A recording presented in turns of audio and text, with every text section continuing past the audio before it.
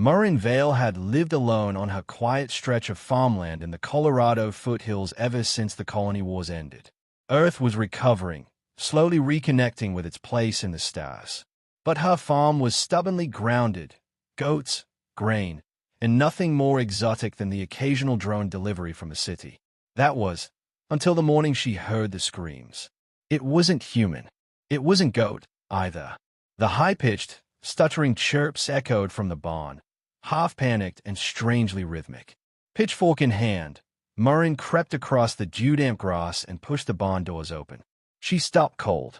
Nestled in a hollow of hay were three small creatures, scaled, winged, no bigger than house cats. One had bronze-colored ridges running down its spine. Another had deep violet eyes that shimmered even in shadow. All of them were trembling, mewling like frightened infants.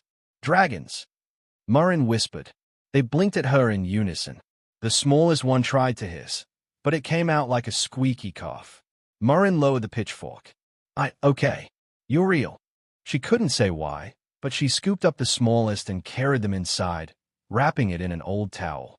The other two followed on spindly legs, clicking and chittering as they climbed onto her porch. Inside, she warmed up some goat's milk and poured it into a bowl. To her surprise, they drank, quick, messy gulps that left their faces slick and steaming.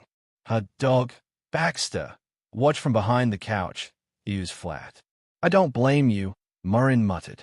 By nightfall, they were curled up in a pile beside the wood stove, snoring softly, glowing faintly with inner light. She had tried calling local wildlife services. No response. The Interspecies Liaison Office in Denver had an 8-hour queue, so she stayed up, watching them breathe. At one point, the violet-eyed one looked up at her, locked eyes, and chirped a low tone. Murrin felt it in her chest, like warmth and trust braided together. That night, they followed her to bed. 2 days later, a shimmer split the sky above her property. A ship uncloaked in mid-air, silent and silver, casting no shadow. From it descended a tall, regal alien in iridescent armor. "I am Ambassador Sth Rack of the Valari Dominion," he said. Murrin blinked, still in boots and flannel.